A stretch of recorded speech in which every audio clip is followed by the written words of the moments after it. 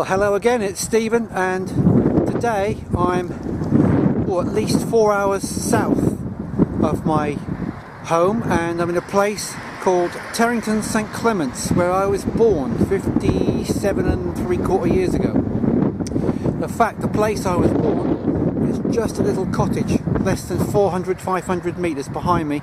Can't see it from here. And I'm on a little farm shop property, which is in stubble. Sadly, it's thick clay, so it's going to be hard work today. And I'm joined today by my guest digger, James. Hello, James.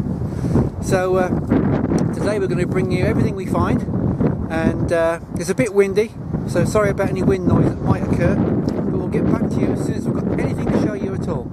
And if you haven't yet subscribed, please do so, because there's lots more coming your way. Cheers.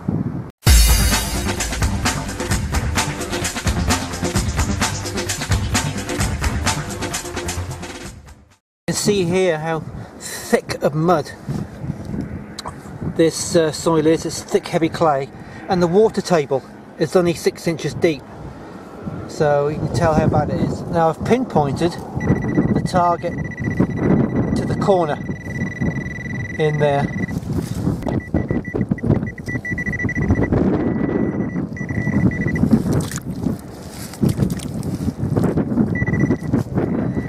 Okay, I think this might be a problem today. That's a tarpaulin ring eyelet. Never mind. This could be turning into a very muddy day. Right, next. Well, James has just brought over what I thought was a musket ball. It might well be, but it's the second one he showed me today with a hole through the middle. The other one's quite a bit bigger. So does anybody actually know what that is, or is he right? Is it a musket ball? I tell you what, I'll wait for you to tell me. Just leave a note in the comments and I'll let James know. Cheers. Well, this wind is fierce, but I've just dug my fourth hole and got a very tiny little Roman minim. So, very happy with that already. So there's been some Roman on it. That's very good. Very pleased with that, and I'll bring you some more as soon as I can. But I've just got a fairly nice signal just here, so I thought, despite the wind, I'll have a dig at this. This one is coming up at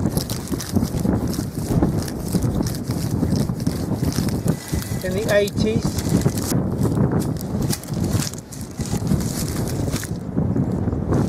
Right, I think that's in the plug.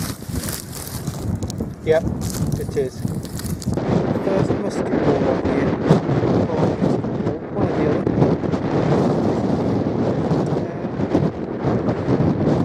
It's hard to come by on this field today. Oh, it's still windy out here. Nearly 1 o'clock in the afternoon. We've had lunch, and I've just found a really thick copper penny, and I think I can just make out a right facing bust. Now, I'm not sure if that's George II or George III. It might not be right facing, could be in my imagination, but the thick pennies I thought were George II.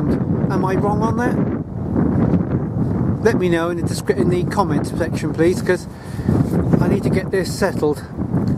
I never found one quite that thick, except of course cartwheels and things like that, but that's definitely not a cartwheel.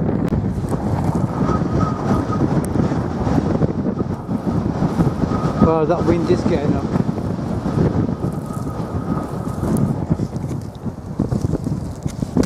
Anyway, I've just found a very thin, I mean very, very thin copper something or other.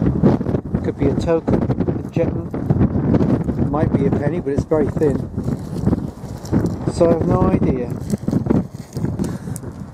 Right, well, James and myself have finished for the day, and just doing a little summary of stuff we found, excluding the junk. Well, I've got a bag full of junk, but you don't want to see that.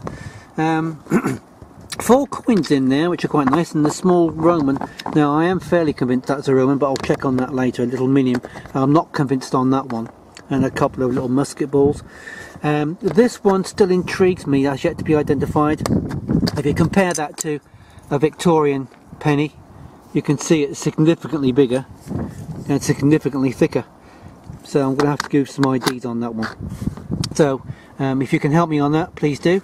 And James has given me one of his musket balls he found today. He's now got 3 with a hole through the middle.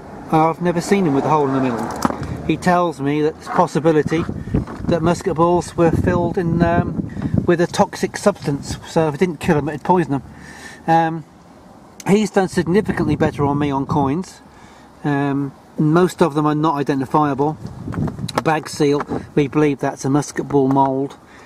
His is a musket ball with a hole through the middle. And here's the huge one. You can see how big that is by comparison. Look at that. I'll put them against the 3. So, aren't they big? With a hole in the middle. Could that be right, do you think, that musket balls were sometimes filled with a toxic substance? Don't know. We have no idea what that is. We're lacking expertise here today. So if that's not a spindle whorl, which I don't think it is, it could have been a loom weight or something like that. A watch winder, we know what that is. We're not really sure if that's a key or not. And possibly a horse brass or horse ornament or something like that. So all in all, we've not had a bad day. We've had a chance to meet up for the first time, and that's also something that we enjoy doing. Anyway, from me now, thanks for joining me for today, and it's goodbye from him too. Goodbye.